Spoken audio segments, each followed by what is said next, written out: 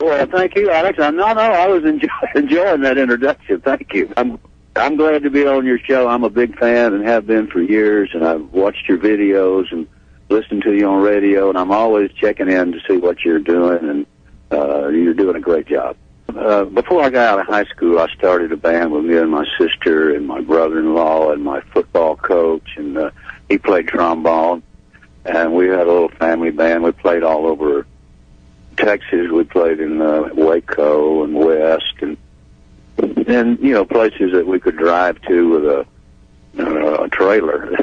Yeah, I was with KHBR in Hillsboro, and we had our own radio show there every Saturday, and then after that I went to the Air Force, and then went down to Pleasanton, Texas, and went to work at KOB Pleasanton down there, and then I worked several other radio stations, and at the same time playing bars around trying to make it.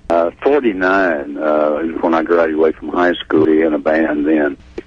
Well, first of all, it all happened when the Dixie Chicks was overseas when they said what they said that seemed to have upset everybody. I was overseas, too, at a press conference, and a lot of, I guess they had it in for the Dixie Chicks more than they did me. I don't know, because they had every reason in the world to get on me also. Well, I don't know, but they said, you know, what about this crazy cowboy from Texas you got running your... I said, first of all, he's not a cowboy. Second of all, he ain't from Texas. So, you know, let's start there. Well, he did, and it took a while, and the Chicks had to go through some uncomfortable times, but, you know, they're tough, and they came out on the other side of it really looking great, and they're more popular now than they were then, and a lot of it's because of that. So, you know, I don't know whether they'd rather have done that way or not, but at least they said what they thought, and they stuck with it, and I think their last record was, you know, we're not ready to make nice yet. It was always a bad idea. You just don't start wars, and again, it goes back to my whatever I learned in Abbott, Texas. You just don't kill people. There's something in the Bible that says thou shalt not kill, and it's also a lot of things in there about peace on earth, and that's the way I grew up believing that way. And then all of a sudden I found out there are huge organizations out there that are starting wars and selling bullets to both sides, and I said, what the hell is going on? What happened to peace on earth? And they've been winning ever since, you know, in the Old Testament, it talked about wars. There'll always be wars and rumors of wars, but in the New One, it said, let's talk about peace, and then there's going to be some peace. And I believe that eventually there's going to be peace on earth. And it's those other bastards that are getting in the way of it. So what do we do about them, Alex? We can't let it go on another year. I mean, it has to, the other day I was getting interviewed. Somebody said, what would you do if you were elected president? I said, I would stop the damn war.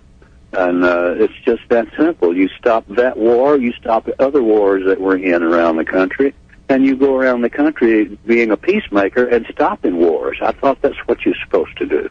And all of a sudden, you know, the way I heard it, there was 15 people from Saudi Arabia hit us in New York, and we go jump on Afghanistan. I never could figure that one out in Iraq. Well, I did figure it out, too, but I'm surprised more people hadn't figured it out. And I saw those towers fall, and I've seen an implosion in Las Vegas. There was too much similarities between the two. And I saw the building fall. It didn't get hit by nothing. So, you know, how naive are we? Or, you know, what do they think we'll go for? The day it happened, I saw one fall, and it was just so symmetrical. And I said, wait a minute, I just saw that last week at the, you know, a casino over in Las Vegas. And you see these implosions all the time, and then the next one fell. And I said, hell, there's another one.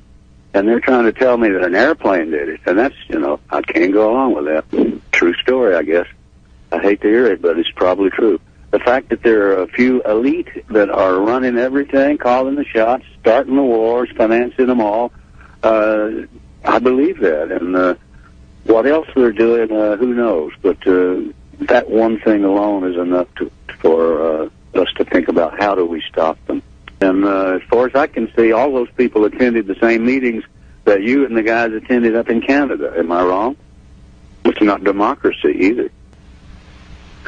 Well, The song that I wrote called Peaceful Solution, now all those people that recorded it believe, and so do I, that there is a peaceful solution. And it's called a peace revolution, and we just take back America.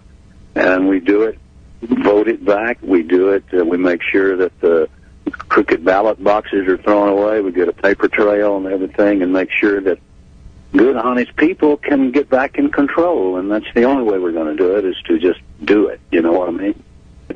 I do believe that it's a long time till Election Day, and some sort of national crisis could put off the elections, and we could have George in there 10 years longer. I would hope that we'd be smarter than that, and I would hope that we'd say, no, we're throwing all you guys out, and we're starting over. You can stop the elections if you want to, but you can't stop the people. Well, again, the troops are under orders, and if they don't do what the orders are, then they get shot. So the troops have no choice. There's a few of them in there that are there because they think it's the right thing to do. There are a few there because they just like to fight. But there's a lot of them there, like you say, that would rather be home with their families, and let's save our good men and women for something that really matters, for really something that is the defense of our country. If we need some people down here on the borders, let's take 150,000 people out of Iraq and put them on the borders of Canada and Mexico. We can secure our borders that way.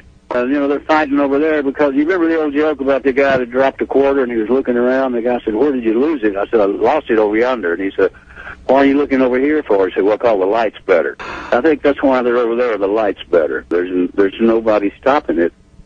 And as long as it keeps going on and nobody stops it, I don't know what the end result will be. But to be good, it can't be good for us. Absolutely, 10 times over, I remember.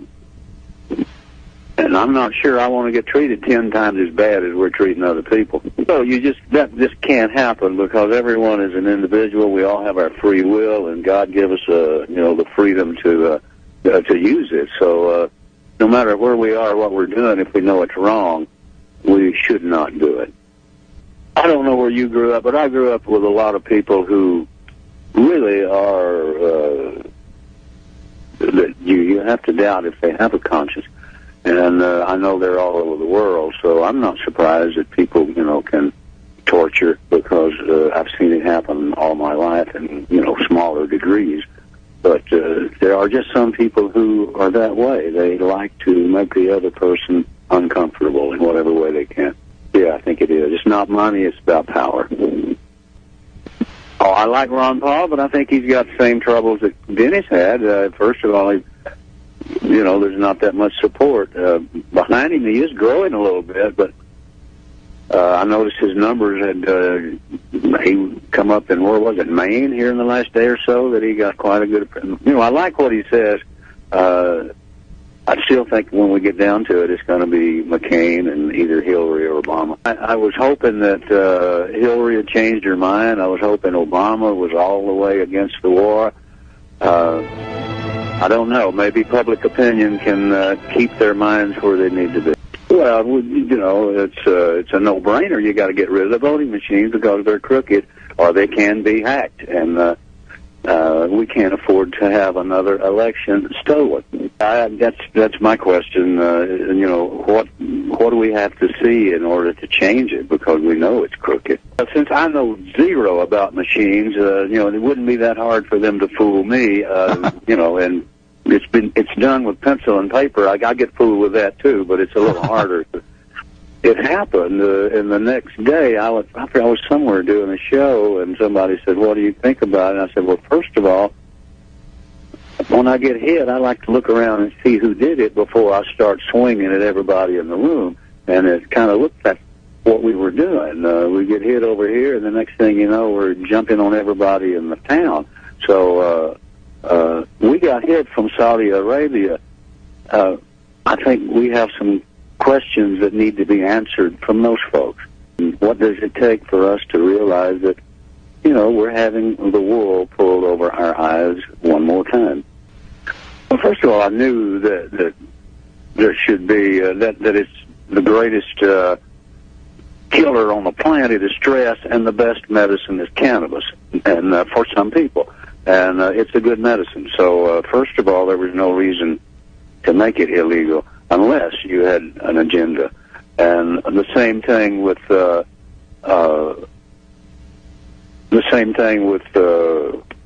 biodiesel and ethanol. Ethanol back in the 30s was 25% of the market was ethanol. The other 75% was Standard Oil. So once ethanol became a problem, what did they do? They came up with prohibition. It did two things. It stopped the farmer from growing and making ethanol, because he was making ethanol in the same piece of equipment that he made his whiskey in, which was a still. So when they brought in prohibition and stopped the whiskey, they also stopped the making of ethanol, and they put the farmers out of business who were making their own fuel. And also Standard Oil, again, won the battle. Well, it definitely happened to a lot of people, and it put the ethanol people out of business the first time, and then the second time around they put them out of business. And now they're trying to do it again, and as oil goes up and up and up and up, they're also looking at us over here who are into the alternative energies. And I've heard from the oil companies that, hey, it's all right, you guys go ahead and do what you're going to do for the next 36 months or so, and then we're going to come in and take it over. And that would all be well and good, except that when that happens, I know it's not going to be good for the local producer and the local consumer. A lot of things will be imported, palm oil for all over the world, and that's not good. Until we can get it back to where your family and my family can grow their own ethanol and their own biodiesel, and then our economy is going to stay bad. We have to bring it back to sustainable agriculture locally, and it's got to start locally. Well, the first diesel engine, Rudolph Diesel designed his first engine to run on peanut oil. So for all these years we've been using, oil and diesel, and we could have been using peanut oil. We could have been using all kinds of vegetable oils. We didn't have to become that dependent. So it was it was a planned agenda to keep us away from the biodiesel because they wanted to sell us oil. At the same time, the government was using biodiesel and ethanol in its equipment because it was cheaper to produce, and the equipment ran better on it. But they didn't give it to the private sector because they wanted us to keep using oil. When the cannabis thing and the marijuana was made illegal back in those days, I traced it back to the petrochemicals again. And everything that was made from cannabis now is made from petrochemicals. So it's just the oil companies, again, coming in and taking over and making marijuana illegal and telling people it's crazy and it'll it'll kill you and all that stuff. So far, I don't know of anybody that's died from marijuana unless a bale fell on them or something. Well, it's obvious again because everything that's made from petrochemicals at one time was made from cannabis, it's even the blue jeans. Did you ever read a book called "The Emperor Has No Clothes" that Jack Hare wrote? Yeah, and it talks about the original Levi's being made from cannabis, and it talks about all the ships, the covered wagons, the canvas was made from cannabis. Yeah, and when I was in high school in the FFA during the war, and they had us making rope out of hemp. They made hemp legal again back during the war because they needed it, and we were making hemp ropes in the gymnasium there in Abbott, Texas. Just too hard for them to compete against something that you can just throw out some seeds and that you got food, fuel, material, everything you need in one seed, and that's just too much for them to compete with. It doesn't. After all the other things that they've done, lying is certainly not going to stop them. If all it takes to cover up what they're doing is a little white lie, well, they'll paint the world with little white lies. No, it's not the first time I've said it, and it won't be the last time. I'm just saying what I believe. I'm not that brave, I don't think. I know maybe I'm too dumb to be scared, but I just believe in saying what you really think, and that's always been what I did. And sometimes that doesn't go well with other people, but they'll have to get over it. Well, I guess worst case scenario would be if we all had to go back to the way we grew up and grow our own food in our own gardens in the backyard or in our pot plants or whatever. And it's something we can do. In fact, all over New York and cities now, people are using vacant lots and rooftops starting to grow their own vegetables. And I think the way things are going, we all should be thinking about how can we sustain ourselves if gasoline is too expensive, or if there is no more, or if the roads get cut off. There's the weather problems that we've had, and from all indications, those things are going to get worse. The weather patterns are getting more severe. Yeah, and I do believe that the weather is going to be giving us more problems than anything else, and it's going to affect us every way possible. So we all may have to go back to the self-sustainment of growing our own food and trying to find our own water. The act of God is causing us to do it. It may be weather patterns that makes us have to do it, but it's, again, fortunately, we're not in control. There's somebody up there taking care of us, and they'll make us go back to doing what we need to be doing.